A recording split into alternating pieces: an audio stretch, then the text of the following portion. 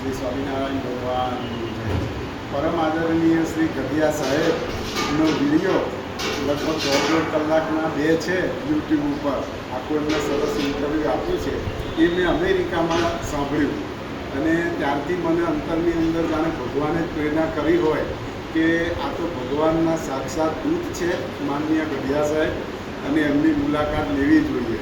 તો અમેરિકાથી આવ્યા પછી તરત જ ટૂંક જ સમયમાં સાહેબને વિનંતી કરી અને મને છે ત્યાં એપોઇન્ટમેન્ટ આપ્યા અને માનનીય શ્રી ગઢિયા સાહેબને ત્યાં એક ભગવાનની દૂત તરીકે પોતે સેવા કરી રહ્યા છે. કોઈ જાતનો પૈસો લેતા નથી, નિસ્વાર્થ ભાવે અને લોકો કરોડો રૂપિયા ખર્ચીને જે દવાઓ નથી મેળવી શક્યા અને જે ફાયદો નથી મેળવી શક્યા એના કરતાં નિસ્વાર્થ ભાવે આવા પવિત્ર સેન્ટરની અંદર જે સેવા થાય છે, જે ટ્રીટમેન્ટ થાય છે, તરત તમને મહાપુન તમે જેવા ગઢિયા સાહેબ પાસે આવ્યા એટલે હસતા હસતા તમે પાછા જાઓ એવી સરસ ટ્રીટમેન્ટ થાય છે.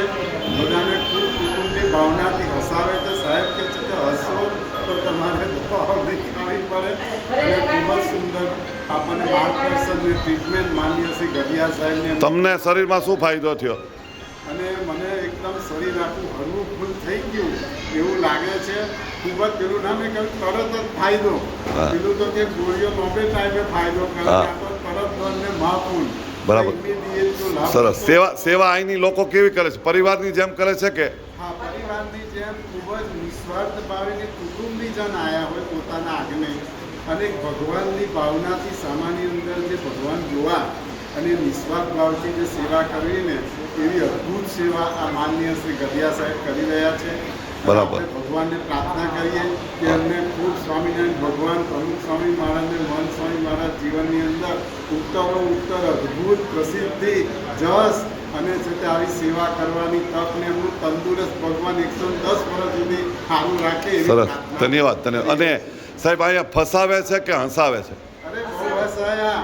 રડાવીને કામ કરે છે કે હસાવીને? અરે હસાવીને મજા આવી ગઈ? રાજી કરી દીધા અને બધા પ્રસન્ન થયા. અમે જોયું કે જેટલા પણ આવ્યા છે બધાને આનંદ મળ્યો. બધાના મુખારવિંદ ઉપર અતિશય આનંદ છે. હા. એવું ગાયબ થયાનો આનંદ છે. સરસ, અહીંયા આગળ આવ્યાની જીવનની ધન્યતા અનુભવાય છે. સરસ સરસ, ખૂબ ખૂબ ધન્યવાદ.